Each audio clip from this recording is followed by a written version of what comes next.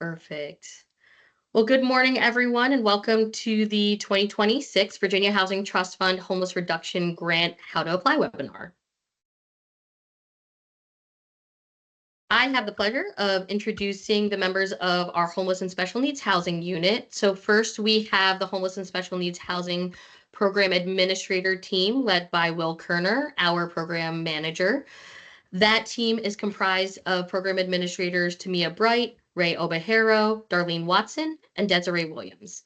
And our program administrator for the Home American Rescue Plan Tenant-Based Rental Assistance Program, Shani Brown. Next, we have the Virginia Balance of State and Special Projects team led by Dr. Darrell Wilburn. That team is comprised of program administrators Kike Oliver, Brianna Green, our Youth Homelessness Coordinator, Chantel Higgins, and HOPWA Program Administrator, Marshika G. And finally, we have our Homeless Data Team, which is led by Andrea Ukrop, our Homeless Data Manager, with our Homeless and Special Needs Programs Analyst, Madalena Eifert. And I am Ara Mendoza, and I'm the Associate Director of our unit. We welcome you to introduce yourselves in the chat as well. Please include your name, organization, and COC or local planning group that you're a part of. So before we begin our webinar, we wanted to provide a few housekeeping tips just to best help with the flow of the webinar. To start, we're going to ask everyone to mute their microphones as they're joining. This will reduce the amount of feedback that we will receive during the presentation. Even though we're asking you all to mute your microphones, we encourage you all to ask questions at any time. Feel free to use the chat feature of this Teams presentation. There will also be time at the end of the presentation if you wanted to wait until then to ask your questions as well. Also, if you're experiencing any technical difficulties, please let us know in the chat. Our team is monitoring the chat and they will pause the presentation if necessary. After our webinar today, the recorded presentation will be available on the DHCD website, or a notification will be sent out regarding the location of the recorded presentation. During today's presentation, our team will be providing an overview of DHCD and the Homeless and Special Needs Housing Unit. We will also provide an overview of the Virginia Housing Trust Fund and the Housing Trust Fund Homeless Reduction Grant. Then we will dig deeper into the specifics of the application, including the application requirements and eligible activities under this opportunity. We will also provide the overview of the steps to complete the application in CAMS, and finally provide some tips that are focused on the application and important reminders when completing the application. And as I said earlier, we're hopeful that we will have enough time after our formal slides to answer any questions you all have related to this application and funding opportunity. Now I'm going to pass it over to Will and the rest of the team to guide us through the remainder of the presentation. Will? Thanks, Ara. So I will start by giving some background on the HS&H team and Department of Housing and Community Development. DHCD is committed to creating safe, affordable, and prosperous communities to live, work, and do business in Virginia. Next slide.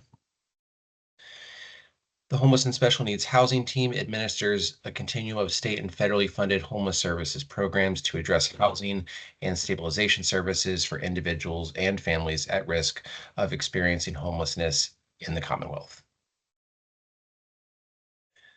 The goals of our programs are to reduce the length of homelessness, reduce the number of new cases of homelessness, and reduce the number of individuals who are returning to homelessness.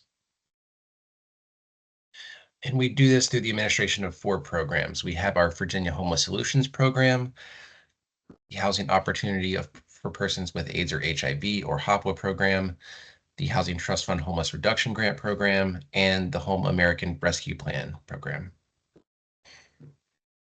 Here is a quick breakdown of the funding for each of those programs. The ones marked with an asterisk are the estimated amounts for those programs, as we do not have final amounts. For the VHSP program, that is roughly $16.1 million for this fiscal year. For the HOPWA program, that is roughly $1.6 million, and then an estimated $14 million for the Homeless Reduction Grant program, and we have $12 million in our Home ARP program currently. And with that, I will pass it off to Tamia. Good morning, everyone. How are you doing today? My name is Tamia Bright, and I will be discussing the HTF-HRG guidelines. Next slide, please. The Housing Trust Fund. The Virginia Housing Trust Fund is a state appropriation.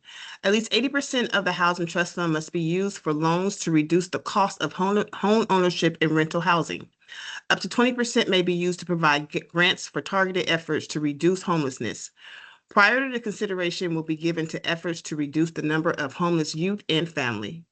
It is intended to create and preserve affordable housing and to reduce homelessness in the Commonwealth. Next slide, please. HTF HRG funding will support projects that are or will be a part of the local COC LPG's emergency crisis response system. The goals of an effective emergency crisis response systems are to identify those experiencing homelessness, 2, prevent homelessness when possible, 3, connect people to permanent housing, 4, provide essential services. All HS&H funding aims to support the community's emergency crisis system. An effective emergency crisis system is able to identify and quickly connect people who are experiencing or are at risk of experiencing homelessness to housing assistance and other services. It works because it aligns a community, its programs and services around one common goal: to make homelessness rare, brief, non-recurring. The goals of an effective crisis response system are to identify those experiencing homelessness, prevent homelessness when possible, connect people with housing quickly, and provide services when needed. Next slide, please.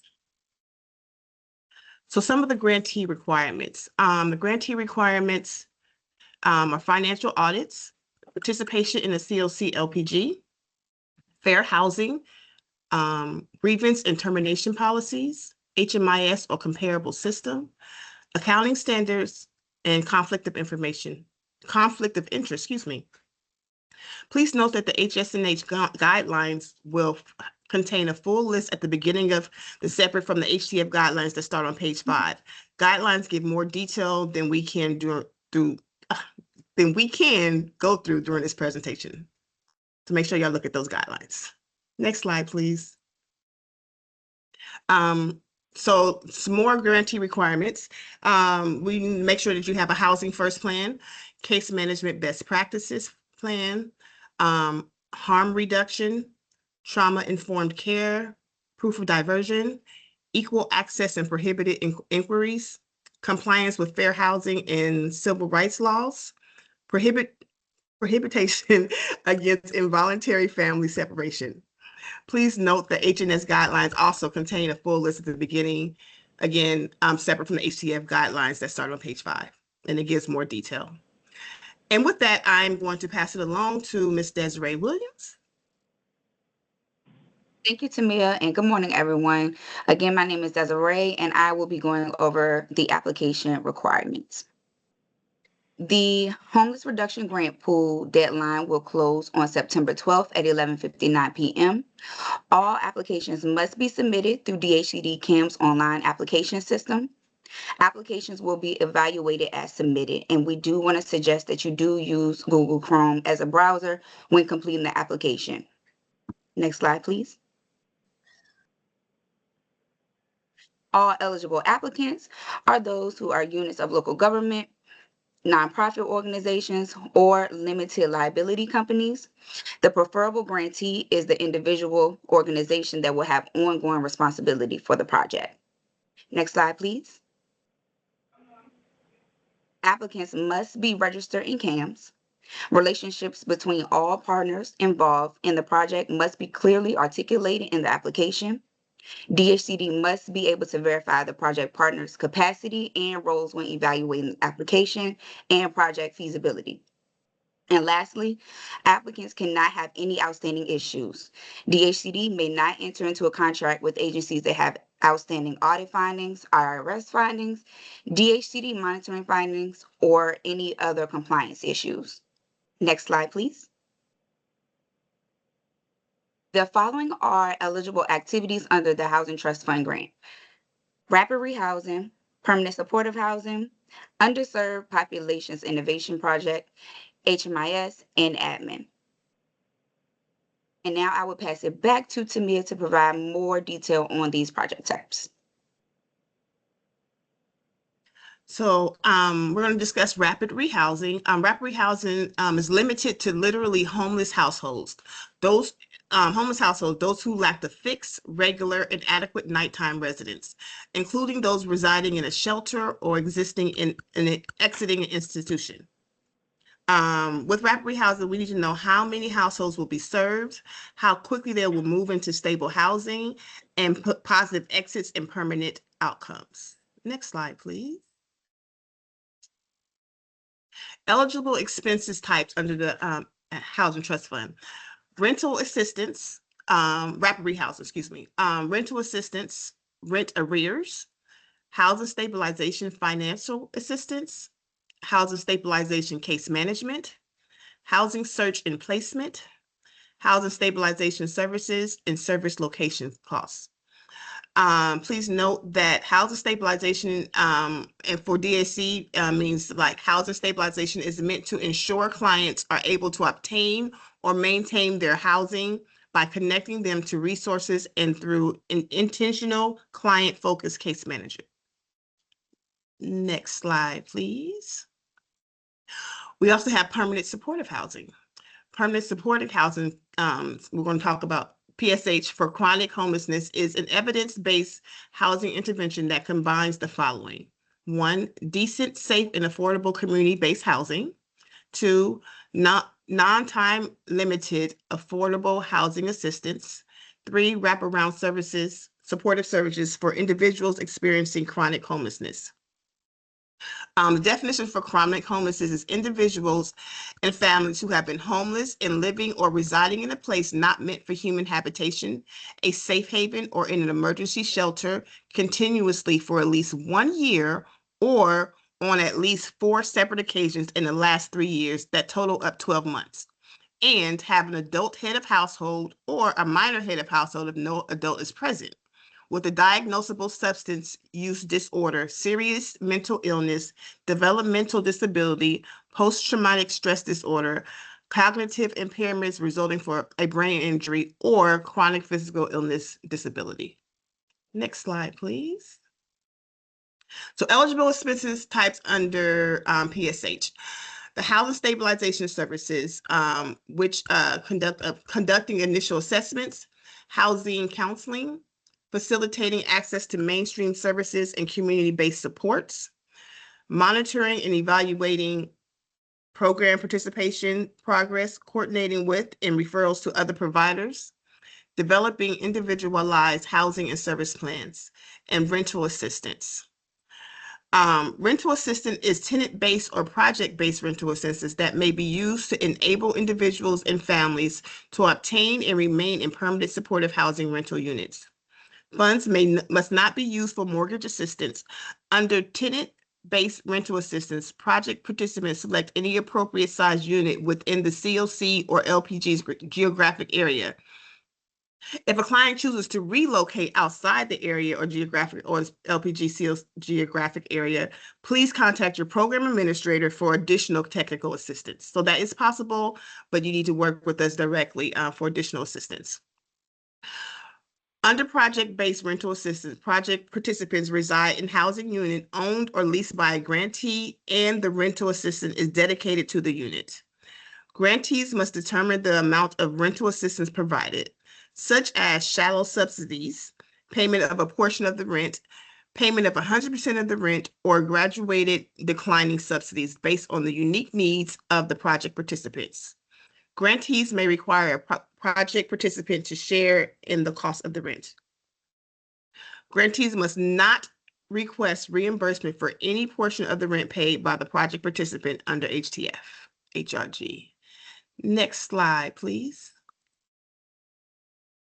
The HNSH pre-approval process. Expenses such as limited supportive services and those designated as other require pre-approval from DHCD prior to utilizing VHSP funding. For pre-approval, please, 1, email your program administrator prior to incurring the expense. The program administrator will review the request. They may need further clarification prior to approval or denial. You will receive an email approving or denying the request from the program administrator.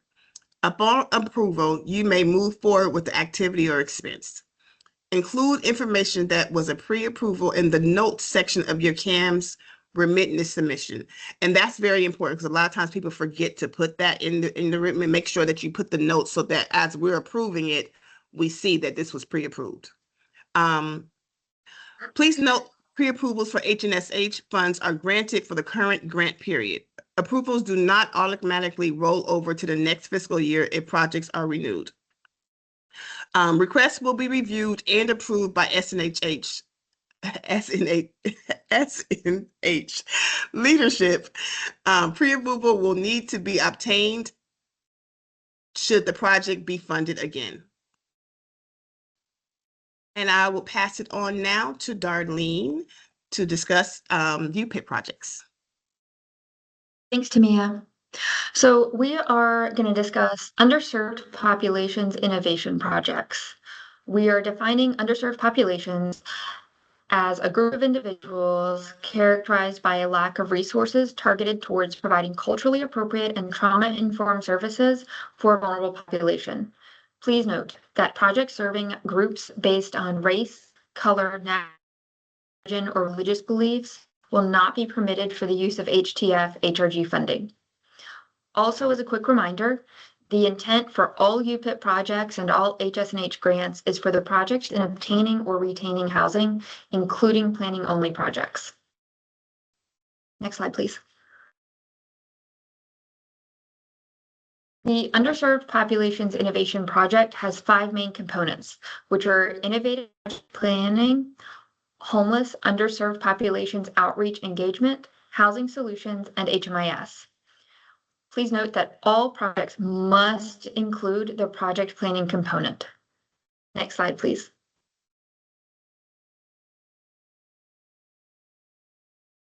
For underserved populations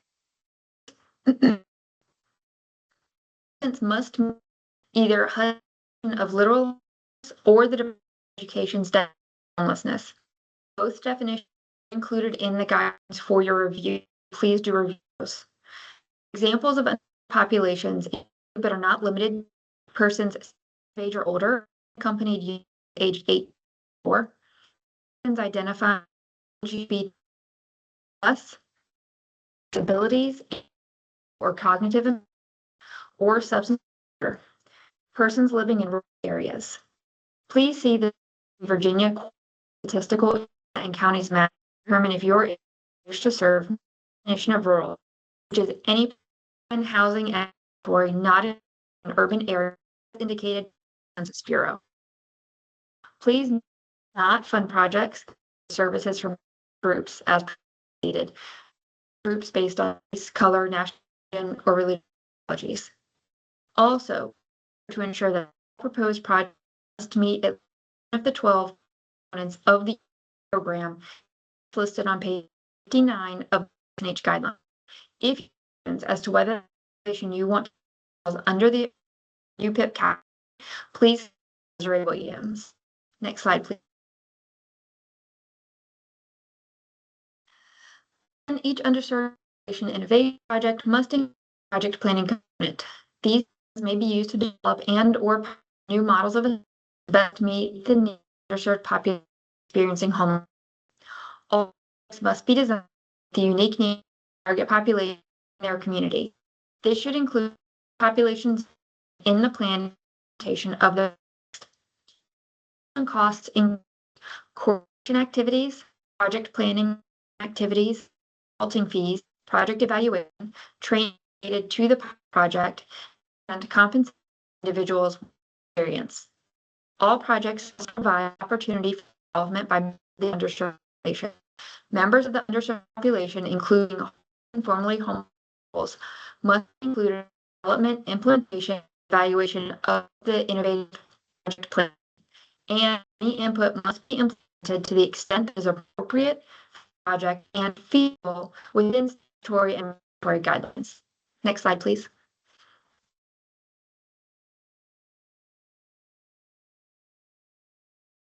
Next component is the homeless underserved populations outreach and engagement aspect of the pilot project. This includes essential services related to identifying and engaging members of the underserved population at risk of or experiencing homelessness and connecting them with trauma-informed, culturally appropriate, and developmentally and age-appropriate interventions. Eligible expenses include engagement in housing-focused case management, limited services, service location costs, and other. Limited support services and other both require pre-approval by DHCD. Examples of items that could be expensed under limited support services are transportation costs of travel by outreach workers, social workers, or other service providers that assist in the provision of services under this section.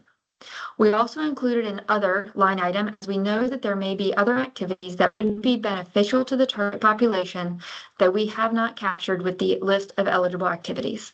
Next slide, please.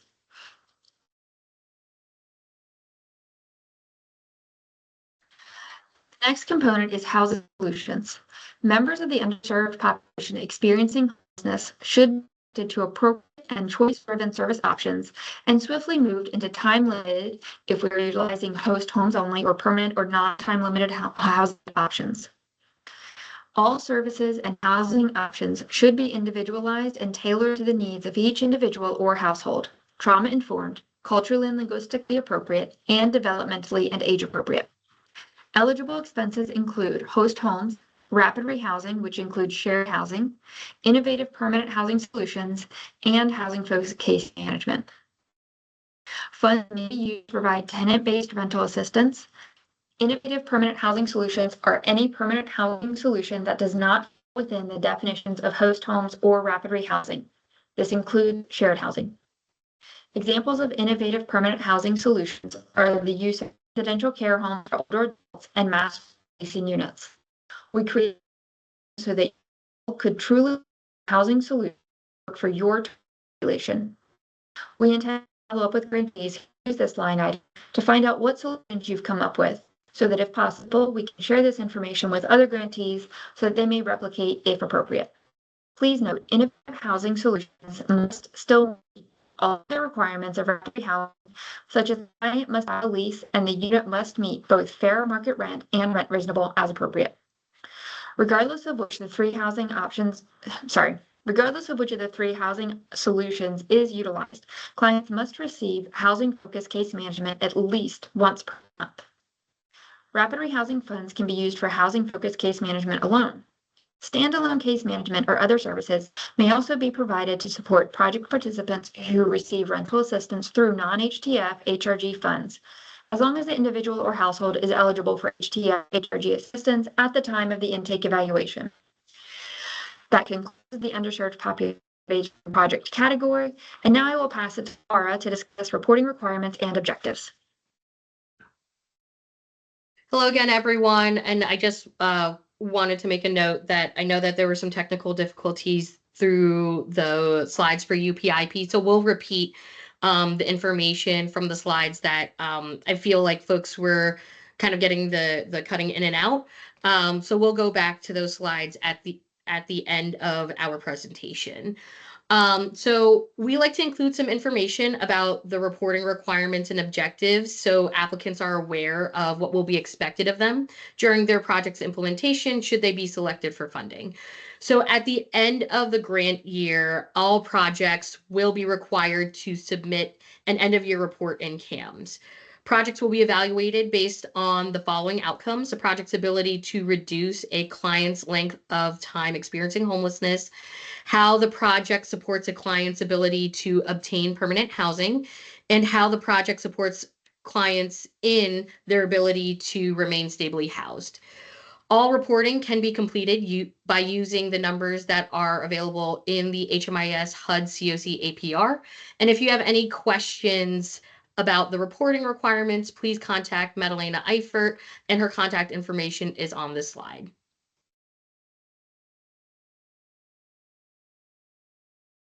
Pass it back to Desiree. Yes.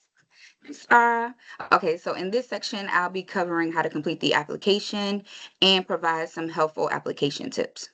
So first, you're going to go to the DHCD website, and then you're going to click on the CAMS button in the upper right-hand corner. select Applications and Program, then Apply, and then click on the Housing Trust Fund Homeless Reduction Grant. And just as a reminder, there are 3 separate applications, so you are able to apply to all 3 if you would like, or just the one selective project. Then you click Go and then Apply. All of the application instructions and guidelines are also located at the bottom of the application information page in CAMS. Next slide.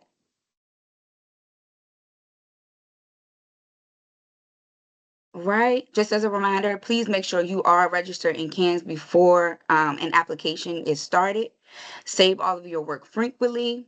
Again, use Google Chrome. Work in Microsoft Word and copy and paste your information into the CAMS text boxes. And then the text box will only accommodate text responses. So no graphic tables, hyperlinks, charts, or anything like that can go into a narrative section. Instead, just include those as a separate attachment. A few extra tips. The narrative section allows up to 6,000 characters. After 55 minutes of an activity, the user will be logged out. Please make sure you read the guidelines and the application instructions prior to working on the application, and save all narrative answers in a document prior to cutting and pasting into CAMS, just to protect your work. And again, review the entire application before you submit. Multiple users can work and edit and review the application materials. The applicant may return repeatedly into CAMS to work on the application. CAMS will save the application as incomplete when the application is not submitted. Be sure all work on the application is saved. And once again, once the application is submitted, the status will change from incomplete to pending. Next slide.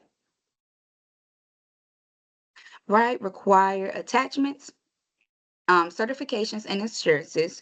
This form can be found on the DHCD website. Applicant financials, current and prior year organizational budgets to include revenue sources and expenses. The letter of support signed by the COC or local planning group governing chair board. Just to quickly highlight this, if the chair is the governing head board of the application, we will accept a letter from someone else within the governing board. The homeless services flow chart approved by the COC or local planning group. Job descriptions for all projects, proposed staff costs, board of directors, MOUs if applicable, and additional attachments. Next slide, please. There are 4 sections of the application and how it's scored, meaning each question in the application will fall into one of these categories. 14% of the score will be based on part 1 of the homeless and special need housing application, which is based on community level need, outcomes, and the community's response to homelessness. To detail the need, the grantee will be asked to make the case for funding for their proposed project using homeless data. Please use data that already exists, such as HMIS, VA data, or the point in time count, which has a wealth of information that would benefit your application. The approach considers the details of the proposed project. So 1, whether it's aligned with the state and federal goals and meets the grant's guidelines and expectations, how the proposed project will fit into the community's emergency crisis response system, and the expected outcomes of the project. The local coordination score is partly based on 1, the letter of support submitted by the COC or local planning board chair, response to how the proposed project is informed by the community's strategic plan and addresses an unmet need, and 3, whether or not the community stakeholders were engaged in the development of this project. For capacity, reviewers were asked to consider how well the agency implements a housing first approach and their history managing other state and federal funding. Next slide, please. Before beginning the application, please make sure you read the Homeless Reduction Grant Guidelines and application instructions. Please make sure that all components of each question are addressed in your response. Ensure that the proposed project, its intended goals, activities to be funded, and target client population, staffing necessary to provide the services are clearly described from the beginning. The need for this funding, the need for this funding and the proposed project must clearly be supported by the community and agency level data and include data pulled from HMIS or comparable systems, the PIC count, and other relevant sources. The applicant must make their case for funding needed to implement the project. Next slide, please. Additional application tips. Make sure that you connect the proposed project back to the COC or LPG's plan through policy alignment and performance outcomes. Clearly describe how the project will be incorporated into the local crisis response system and coordinated assessment systems. Identify who is being served, how they will be served, and how your proposed project will help end homelessness. Next slide, please. Helpful reminders. I know we said this multiple times throughout the presentation, but we would like to emphasize the importance of these things. One, defining the proposed project. So that means the project's activities, projected outcomes, or current outcomes if it's a renewal, and how many households the project intends to serve. Providing data specific to the project. Make sure you are using data that's already available. And if you use census data, it must be related to the project and the target population. If the applicant is going to use qualitative data, it must be related to the project. Explain how the agency addresses all barriers at program entry, and then provide actual organization housing first policies and procedures. Discuss relevant staff, skills, and training as related to administering the grant, and then what other funding sources are being used to support this project. Next slide, please. As always, thank you for joining us and considering this opportunity to serve your community. If you have any questions regarding this application, please do not hesitate to contact me prior to September 12th at 4 p.m. I know the application closes at 11:59, but I will not be in the office at 11:59, so please make sure you get your questions in prior to then. But with that, I will pass it back to Ara and Will to answer any questions that were submitted during the chat, or if there are any other additional questions. Thanks, Desiree. And I think we're going to go quickly back to the first few UPIP slides because I know that some of the information was cutting in and out. So give me 1 second and I will get us right back there. In the meantime, please feel free to drop your questions in the chat. I do see some that have popped up. So we'll start working on getting you all that information shortly.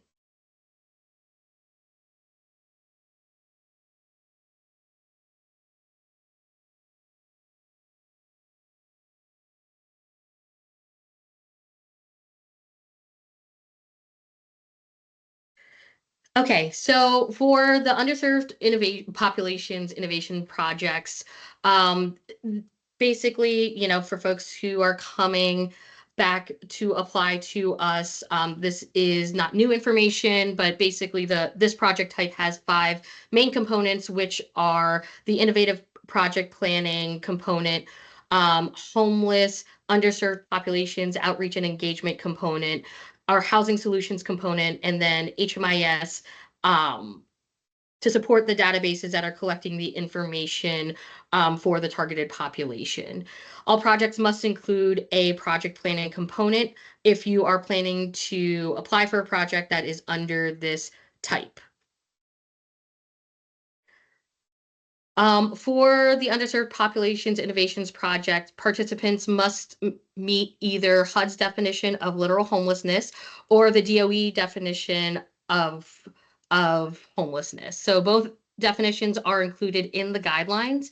Examples of underserved populations include but are not limited to persons who are 60 years of age or older, unaccompanied youth who are experiencing homelessness, and they fit into that 18 to 24 range. Persons identifying as LGBTQ+, persons with disabilities, including physical or cognitive impairments or substance use disorders, persons living in rural areas, and please see the 2020 Virginia core-based statistical area counties map to determine if the area that you wish to serve meets the definition of rural, which is any population, housing, and territory not included in an urban area as identified by the U.S. Census Bureau. Please note that we will not fund projects that propose services for a monolithic group of individuals, based on race, color, national origin, or religious ideologies. Also, please be sure to ensure that all proposed projects meet at least one of the 12 core components of the UPIP program as listed on, and we'll get you the page number because we did split out the Housing Trust Fund homeless reduction guidelines. So we will drop that in the chat as well for you all. And if you have any questions as to whether or not the population you want to serve falls under the UPIP project category, please contact Desiree Williams. All right. If folks need us to repeat any of these other slides, please let us know in the chat. Otherwise, we'll start grabbing some of those questions that are in the chat.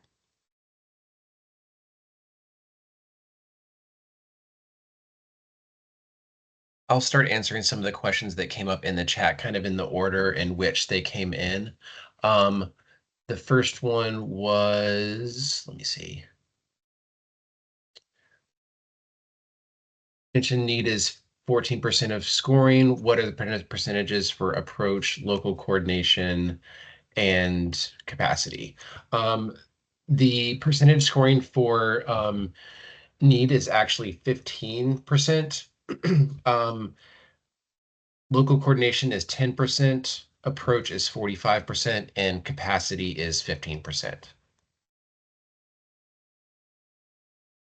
And I'll just add very quickly, there is some consideration for projects that are focusing on youth and families who are experiencing homelessness, and also renewal projects who are coming through for a second cycle or a third cycle of their project.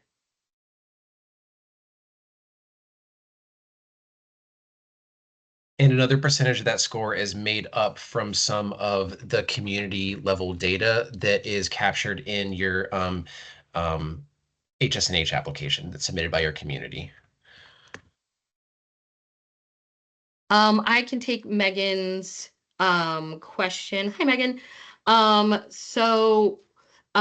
There aren't any changes in this funding round around eligible activities in those specific areas, also like emphasizing housing first and harm reduction. Our guidelines were previously approved, and we're going to be moving forward with those guidelines for the implementation of this application round. All right, the next question is how much funding is available for underserved populations grant? There is not a set amount for each sub project type. All applications are submitted in one application pool. They are scored, ranked, and then funding is distributed based on that. So the amount that will go into the total amount of underserved population projects for next year, we won't know until scoring is done and the projects have been announced. The next question is, would individuals experiencing homelessness who are also domestic violence and sexual assault victims be considered an underserved population? I would say that determining whether a group of people is a underserved population really comes down to how you present your project and the community data for that population. And again, if you have specific questions, you can reach out to Desiree, but really comes down to like, show us in the application what systems are currently there to serve a population, what the need is for that population, and then kind of drawing the comparison that the current resources for that population is not enough to meet that need.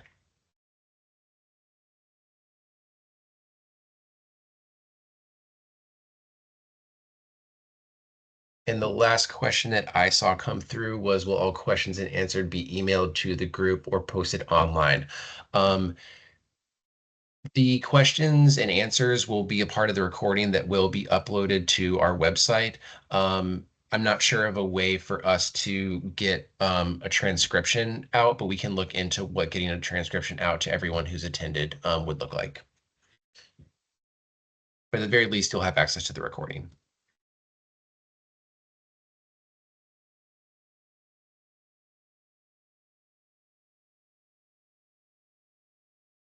I don't think any other questions have come through. If folks would like to submit more questions in the chat or raise their hand and come off mute, we're happy to stay around and keep answering questions.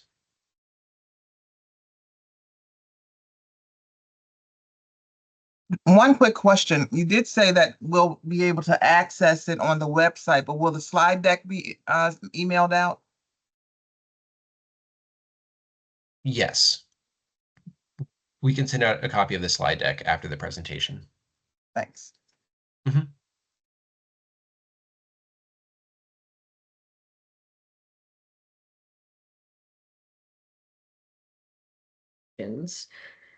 So questions can be submitted at any point. I believe Desiree provided her contact information. Questions can be asked up until 4 p.m. on September 12th, which is a Friday. But it is important to get your questions in much sooner than that.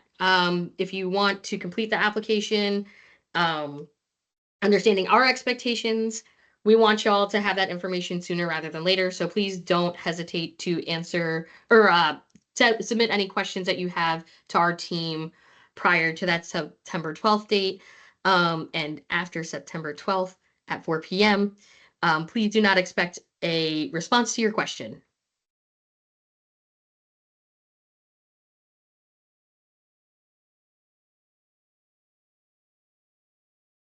Era, you may have covered this already, but even though the deadline is September 12th, will you start reviewing applications as they come in or not until then? That's a good question. I will say that application review begins as of the time that we open our application, so folks can submit at any point. And it is on our team, and we'll be in the process of reviewing what we receive.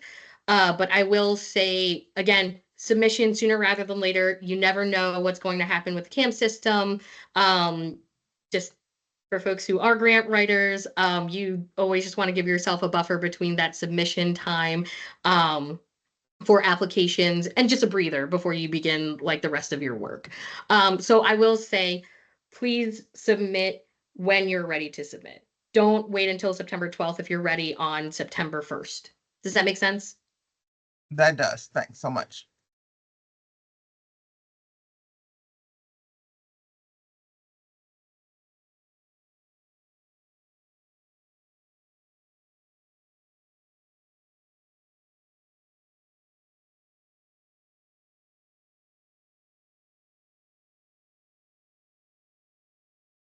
Right. Any other questions? Because I don't see any more in the chat, but our team will hold through noon if that works for folks. But we understand that y'all are incredibly busy. So thank you again so much for joining our presentation today, and also for, handling some of the technical difficulties that we all experience in this virtual world.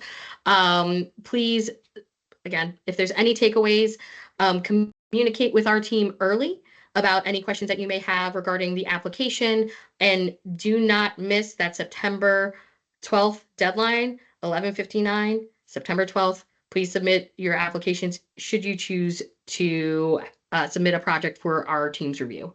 But again, we thank you all for your time and have a wonderful rest of your Monday. Thank you, guys.